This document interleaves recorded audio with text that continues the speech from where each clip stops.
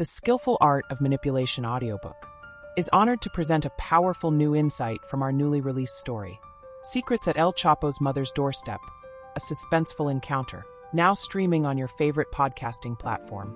Let's dive in together. Becoming the weapon, identity infiltration, and the fight for the self. I used to believe that who we are, our sense of self, was something sacred, untouchable, maybe a little bruised by time and trauma, sure, but ours to shape, to evolve, to protect. But what happens when someone else gets there first? What happens when the very essence of you, your name, your face, your truth, is weaponized? This isn't just Lucía Márquez's story. This is our world's creeping nightmare. Because Secrets at El Chapo's Mother's Doorstep doesn't just tell a suspenseful tale of cartel manipulation, CIA conspiracy, or a woman chasing a long-lost brother.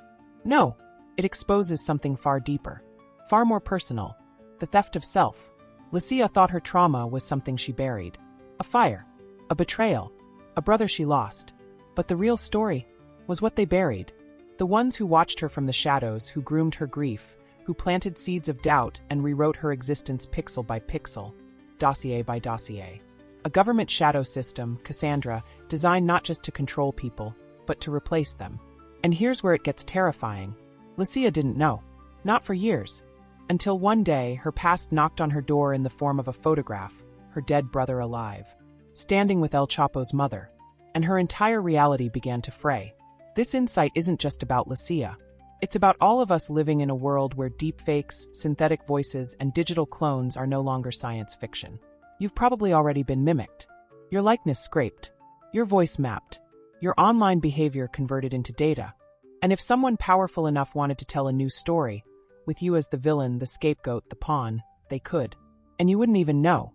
Lucía's descent is terrifying because it starts with something so human. Grief. All they had to do was dangle her brother in front of her. That's all it took. Not a weapon, not a threat, just the hope that someone she loved hadn't been lost. Hope is the easiest way to manipulate someone, because we'll do anything to believe it. We'll walk into traps, lie to ourselves, and even fight for the people who are using us, if we think it might bring closure, redemption, or just a glimpse of love. And when Lucía finally discovers the truth, that she's been watched, studied, fabricated, something shifts in her. She doesn't fall apart. She recalibrates. And that's where the real awe begins. Because this isn't just a thriller. This is a transformation. Lucía becomes the very thing they tried to make without her permission. She becomes the weapon. But she owns it now. She turns the game on them. And she reclaims her narrative. That is liberation. Let's pause here. Reflect. Because what Secrets at El Chapo's Mother's Doorstep shows us is that the greatest form of resistance isn't violence. It's knowing who you are when the world is trying to convince you otherwise. Here are 3 reflection questions for you, the listener. In a world increasingly shaped by technology, can we trust what we see, even when it's our own reflection? What parts of your identity are truly yours and which were inherited, influenced, or imposed? If someone tried to rewrite your life, digitally or emotionally, would you recognize it in time? Because here's the deepest truth this story reveals. They can steal your face. They can mimic your voice. But they can't replicate your soul. Unless you let them. Lucía survived because she remembered who she was before the noise.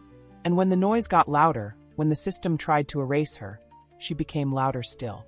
She burned it all down and walked out whole. This audiobook insight isn't just an analysis. It's a warning. It's a spark. It's an invitation to remember who the hell you are, before someone else decides for you. So take this with you, wherever you are, into the algorithm, into the surveillance, into the silence between digital pulses. Hold on to your story, because someone somewhere might already be rewriting it. Don't let them finish.